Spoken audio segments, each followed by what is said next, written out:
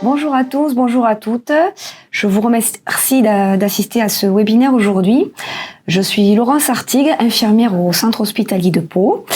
Et aussi, je vais prendre la casquette de journaliste aujourd'hui, car j'ai le plaisir de recevoir Aurélien Pierre, directeur des ressources humaines à l'ANAP. Donc, bonjour Aurélien. Bonjour. Je vous remercie d'avoir accepté donc l'invitation. Est-ce que vous pouvez, s'il vous plaît, rapidement réexpliquer aux téléspectateurs ce qu'est l'ANAP et quelles sont ses missions? Bonjour Laurence, bonjour à toutes et à tous. Alors l'ANAP, c'est une agence de conseil, d'expertise et d'intervention, une agence publique sous la tutelle du ministère de la Santé, qui a trois grandes missions principales. La première, produire du contenu. Vous les connaissez sûrement, sur nos outils, sur la maquette organisationnelle, les cycles de travail, le temps médical. Et d'ailleurs, le CNCH utilise beaucoup la trame d'organisation du temps médical. Donc, première mission, produire du contenu. Deuxième mission, la mise en relation. Donc, en fait, c'est faire parler les professionnels entre eux. Troisième et grande mission, le cœur de métier de l'ANAP, les appuis terrain. Et là, on a plusieurs modalités. L'établissement a une difficulté sur un problème, il souhaite qu'on l'accompagne, c'est l'appui terrain individuel, on arrive. Deuxième modalité, l'ANAP lance un appel à manifestation d'intérêt et les établissements vont candidater pour répondre à ce sujet-là. Par exemple, on a un appui terrain collectif sur le temps de travail, on en a un autre, on y reviendra plus tard dans l'interview, sur l'intelligence artificielle dans la gestion des plannings. Et puis troisième et dernière modalité, les appuis 360 qui sont plutôt là à la demande de l'ARS, où l'ambition, ça va être de trouver des leviers de performance tant financière qu'organisationnelle, pour améliorer la gestion de l'établissement. Très bien, je vous remercie, c'est très clair. Donc le sujet que nous allons aborder aujourd'hui, si vous le voulez bien, c'est le rôle de l'intelligence artificielle, donc on va dire IA, pour parler plus simplement, dans les gestions des plannings, donc dans les établissements de santé.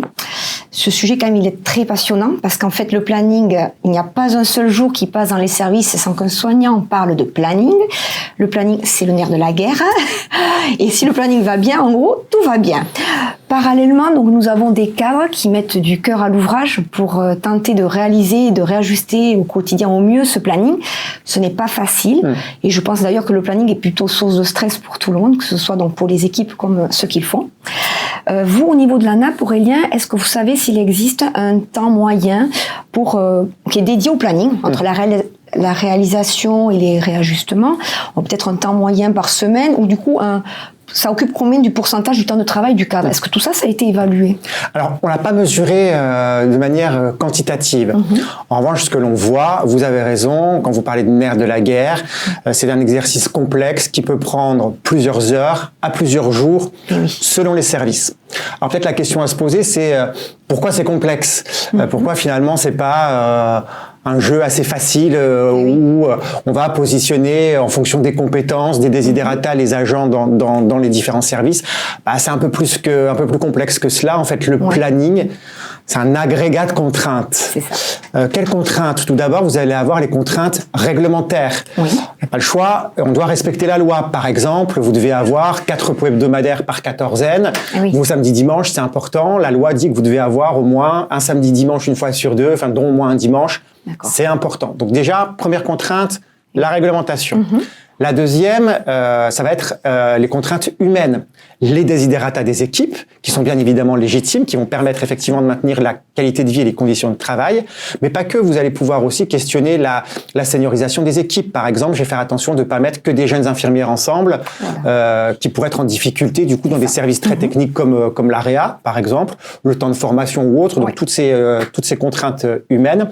Et puis troisième et dernière contrainte, ça va être plutôt des contraintes là organisationnelles qui vont nous inviter là aussi à réfléchir, notamment pour les services qui sont plutôt normés, ça va être facile. On va avoir des ratios et donc du coup on va moins se casser la tête.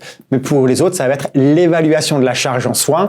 Et là, c'est un peu plus complexe de pouvoir adapter les effectifs à l'activité. Donc en somme, le planning, c'est un agrégat de contraintes et c'est un peu un effet de puzzle vivant. Dès que j'ai enlevé une pièce, tout s'effondre, c'est le bazar. Et aujourd'hui, les cadres, ils sont comme un peu à bord du Titanic. On connaît tous l'issue du Titanic, iceberg droit devant, ça coule. Pourquoi ça coule? Parce qu'en fait, c'est la partie émergée de l'iceberg qui va effectivement venir traverser le bateau. C'est pareil dans la gestion des plannings. En fait, aujourd'hui, les cadres ne font que de la gestion du planning. Ça, c'est la partie qui sort du lot. de l'iceberg. En revanche, tout ce qui est en dessous, c'est l'organisation du temps de travail. Et ça, malheureusement, du coup, les cadres ne sont pas outillés, les directions des soins ne sont pas outillées. Et donc, du coup, la mauvaise gestion n'est que la conséquence d'une chose qui était très mal organisée. De toute façon, le planning, ça ne s'arrête jamais. Ça ne s'arrête jamais. C'est une boucle sans fin. Alors, parce qu'après, j'allais parler, moi, du fameux bon planning. Qu'est-ce que le bon planning? Parce que je pense que nous avons tous des notions différentes. Au niveau des équipes, au niveau en tout cas des paramédicaux, moi, la première, un bon planning, genre, plutôt, je pense, une vision individuelle, c'est-à-dire, voilà, nos desiderata sont respectés, donc on a une certaine qualité de vie au travail. Ça allie très bien vie professionnelle, vie pro et vie personnelle. Donc il y a un équilibre, une certaine harmonie, une certaine équité peut-être aussi avec les collègues. Il n'y a pas d'injustice. Alors que vous, au niveau des cadres, je pense qu'un bon planning, vous allez avoir une vision beaucoup plus large.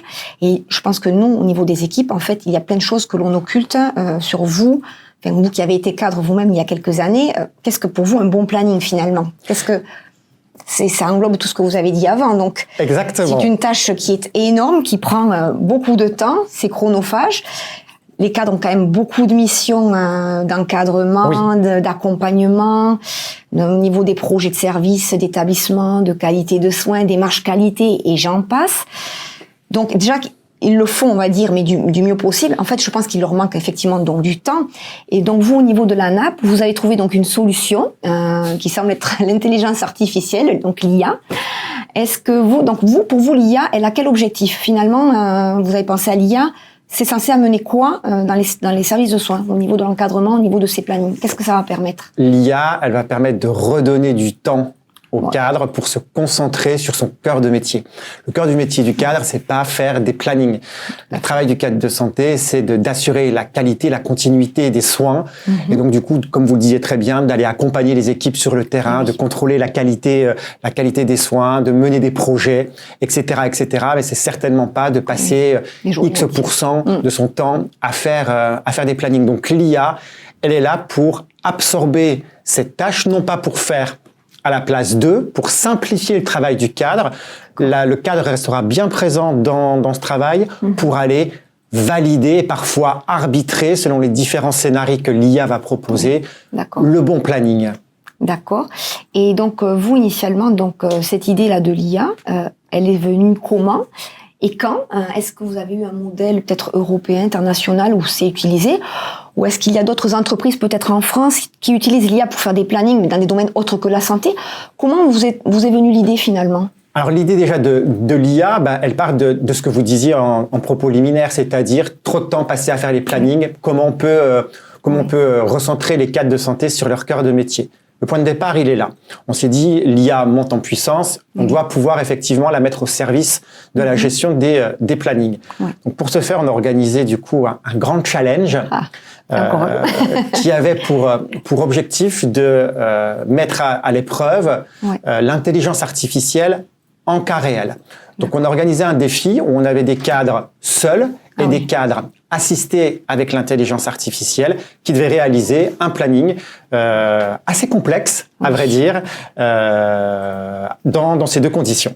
Vous parlez de la fameuse journée qui a eu lieu au mois de mars de cette année. Absolument. Ah d'accord, j'allais en parler après. Très bien. Okay. Absolument. En fait, donc avant 2025 ou 2024, la NAP n'avait pas pensé à l'IA pour gérer les plannings. Alors, c'est pas que la NAP n'avait pas pensé à l'IA pour gérer les plannings, c'est qu'on a souhaité surtout savoir si les solutions étaient matures. Les solutions existaient déjà, mais finalement, est-ce qu'elles vont vraiment rendre service au cadre de santé ou pas? Donc, en fait, l'ambition, c'était d'aller d'abord mesurer la maturité de ces solutions et de pouvoir dire après, à travers une grande étude, on vous conseille de prendre des solutions d'intelligence artificielle ou au contraire, patienter un peu, c'est peut-être pas le bon moment. D'accord, très bien. Je pensais que c'était plus loin dans le temps. Et alors, quand on regarde votre site sur la NAP, on se rend compte qu'il y a 5 systèmes d'IA avec lesquels vous travaillez. Alors, on ne va pas citer ces 5 systèmes. Ces systèmes, en fait, alors, ils sont conçus par des éditeurs, d'après ce que j'ai compris. Et qui sont ces éditeurs? Ce sont des médecins, des informaticiens? Qui est derrière tout ça? J'ai l'impression qu'il y a pas mal de monde et plusieurs professions. Alors du coup, on travaille pas avec ces 5 éditeurs dont vous parlez. Les 5 dont vous parlez, en fait, ce sont les 5 qui ont candidaté au challenge. Le challenge était ouvert à tous les éditeurs qui souhaitaient candidater et seulement 5 ont souhaité se positionner sur ce challenge. Ils sont bien plus dans l'écosystème aujourd'hui, mais en tout cas, 5 ont souhaité participer à ce concours. Qui se cache derrière? Vous avez raison. On a pour certains des spécialistes de la santé et pour d'autres, pas du tout. On a même un candidat un éditeur qui a déployé sa solution à la Poste. Vous voyez, rien à voir avec le système de santé. Pour autant, la Poste a aussi des contraintes qui sont un peu similaires au monde hospitalier, la continuité, jour, nuit, le travail aussi, parfois les week-ends. Donc en fait, on n'est pas très loin et les jours fériés aussi, comme à l'hôpital. Très bien. Et parce qu'il me semblait avoir vu même qu'il y avait un médecin qui était derrière un des systèmes d'IA. Donc ça m'a interpellé, on va dire. Et alors ces systèmes d'IA, ils sont, je pense qu'ils ont une base commune. Alors vous travaillez avec, c'est un partenariat. Il n'y a pas de rapport financier, si j'ai bien suivi. Ils ont une base commune qui, je suppose, est la réglementation. Par contre, au niveau des établissements de santé, comment va se faire le choix? C'est une histoire d'algorithme. Pourquoi en fait choisir un système plutôt qu'un autre? Est-ce que vous, au niveau de la NAP, vous avez le droit de conseiller un établissement au niveau de son organisation, de dire ce système sera plus adapté au vôtre? Qu'est-ce qui les différencie finalement, ces systèmes? Alors, une fois de plus, on travaille pas vraiment avec ces 5 éditeurs. C'est les 5 éditeurs qui sont manifestés pour participer au challenge. On n'a pas de contrat avec eux, on n'a pas de partenariat. On fait pas la promo. En fait, on a juste évalué la maturité de leur solution.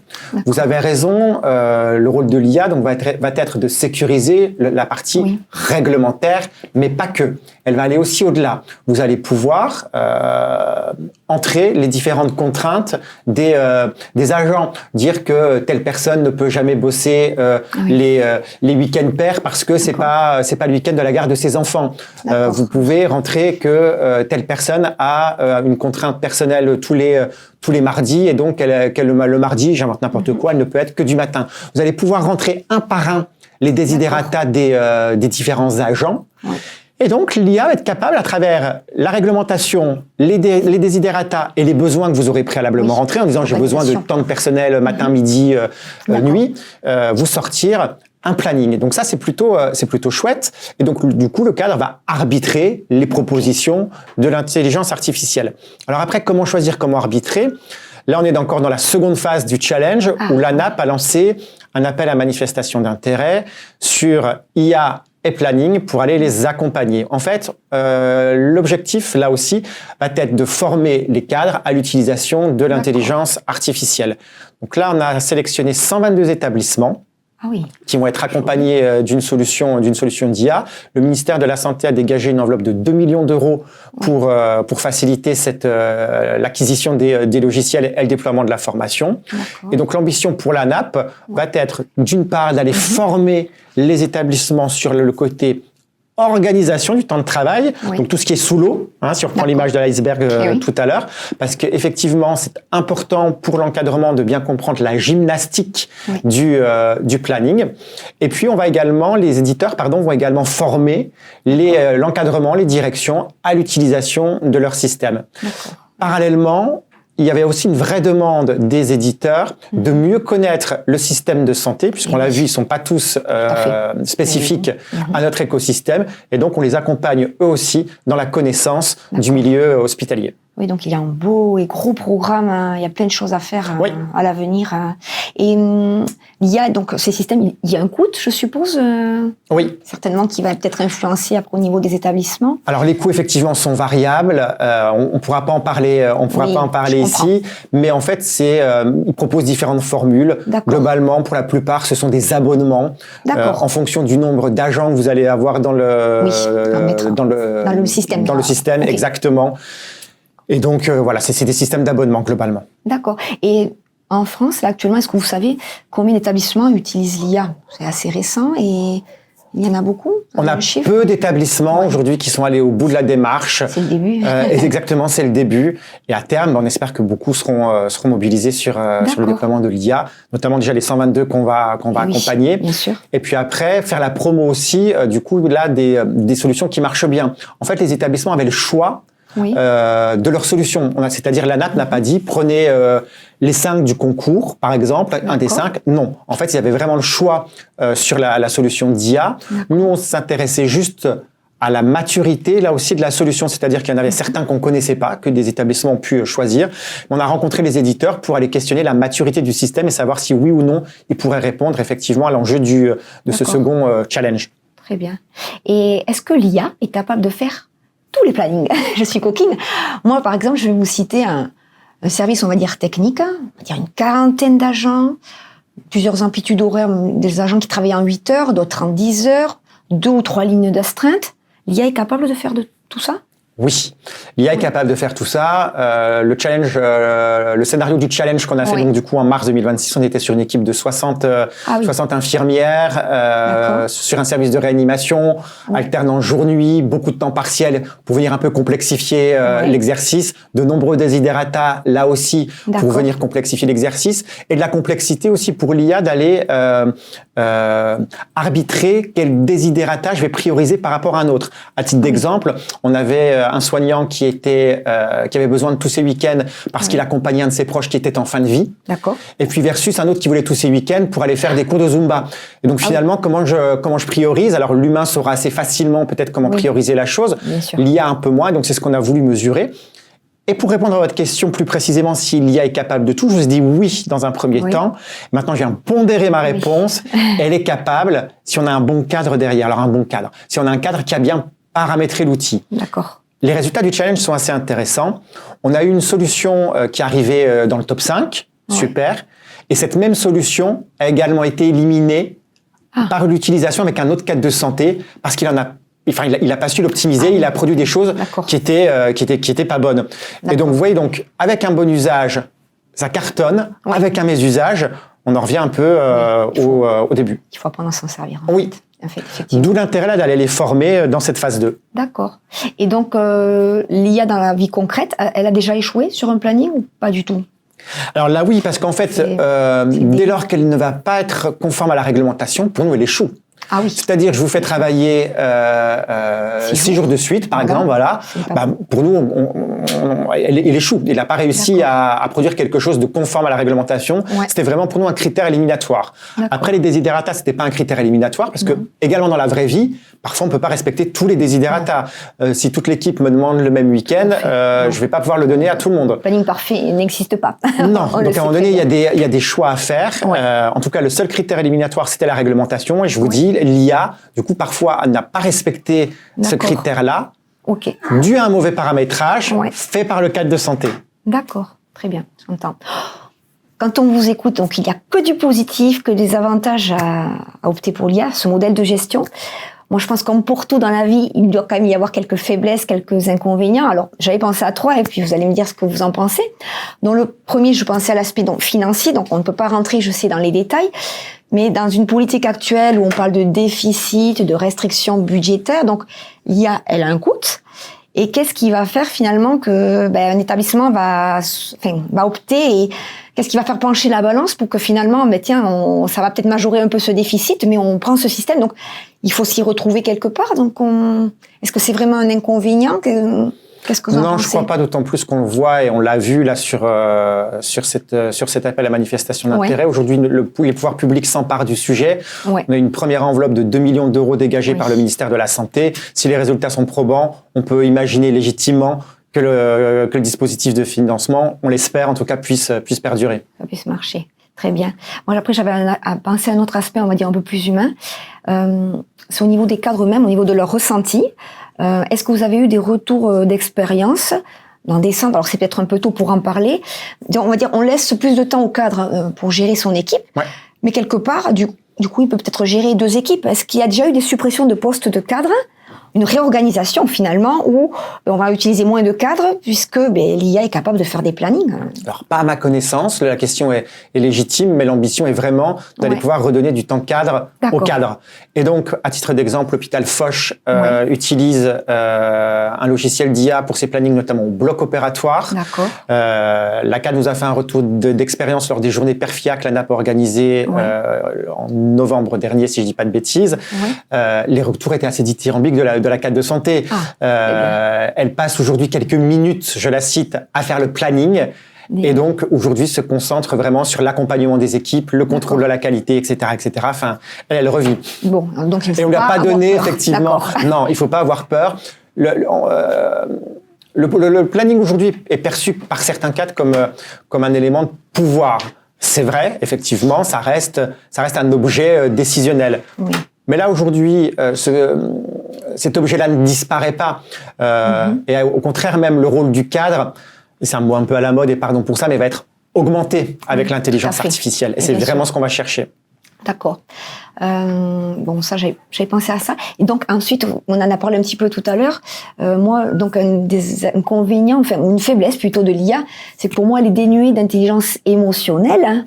Donc, faire un planning uniquement avec l'IA, est-ce que c'est pas finalement un petit peu moyen? Parce qu'il y a des décisions que seul un cadre peut prendre. Le cadre qui connaît ses équipes et qui sait que tel ou tel agent va peut-être faire plus de nuits, plus de soirs, et il va y avoir un échange, et c'est aussi du donnant-donnant. Donc, l'IA seule, je pense qu'en fait, ça ne fonctionne pas. Elle ne peut pas remplacer l'homme Alors, non, 100%. Sur un plan théorique, intellectuel, on peut dire l'IA a gagné le challenge.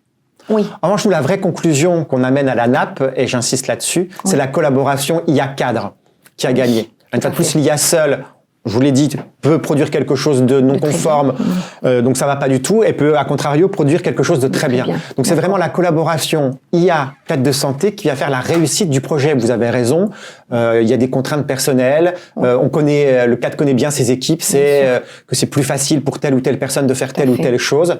Pour autant, ça, on va aussi pouvoir venir le paramétrer dans la machine. D'accord.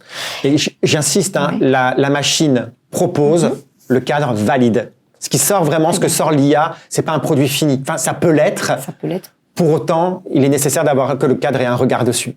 D'accord. Après, c'est vrai que je m'étais dit qu'on pourrait parler de cette fameuse journée, mais on en a quand même pas mal parlé. Donc, dans cette journée que vous avez organisée au mois de mars, qui d'ailleurs a été retranscrite très très bien sur le site de la NAP et que les téléspectateurs peuvent aller consulter. Oui.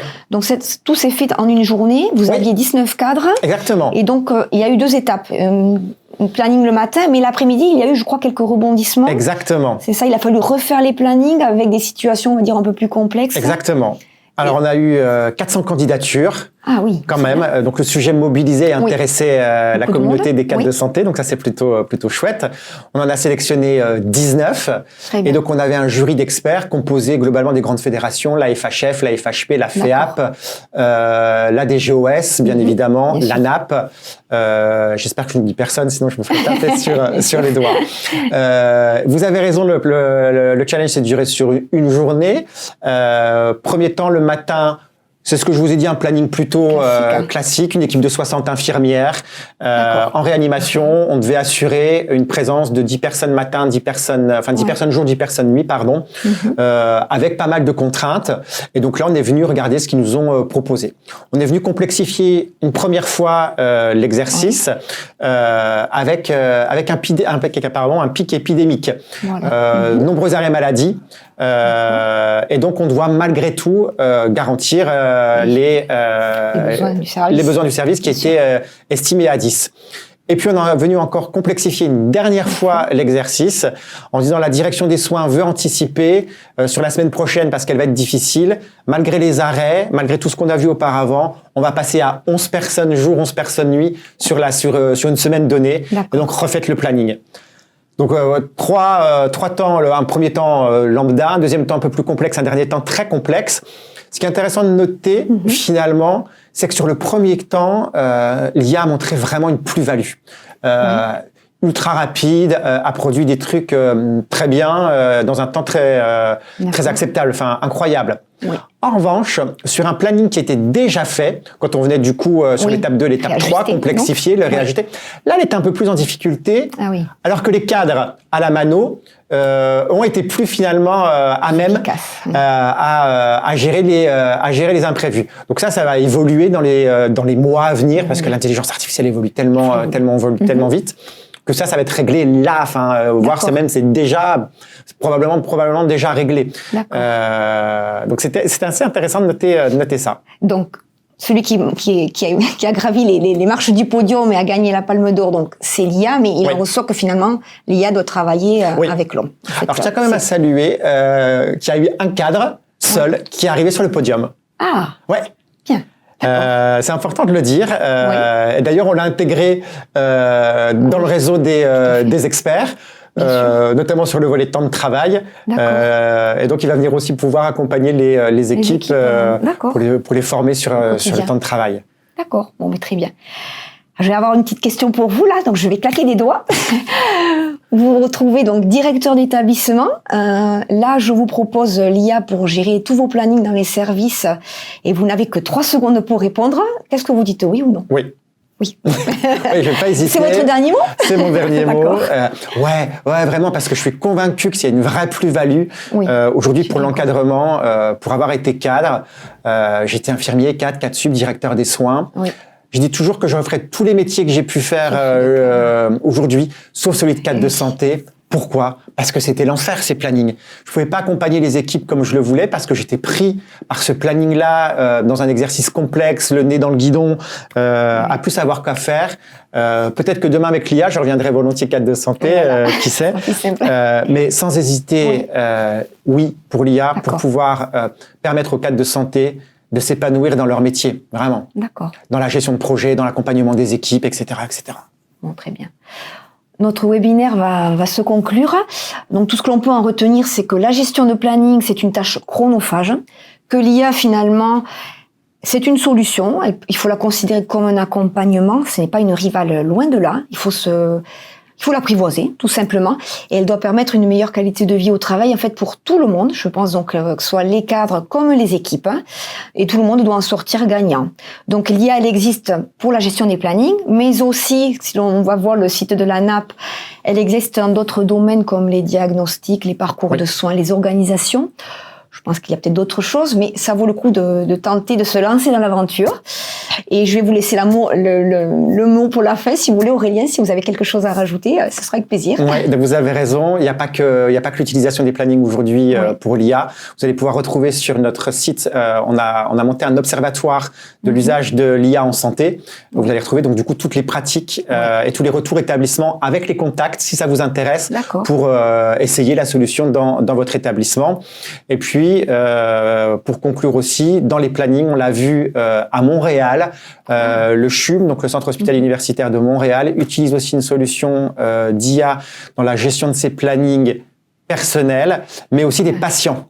Et ils ont grandement amélioré, notamment en oncologie, en oncoradiothérapie, les parcours patients avec des délais de rendez-vous diminués à hauteur de 80%, une satisfaction des équipes qui passe de 50% à 80%.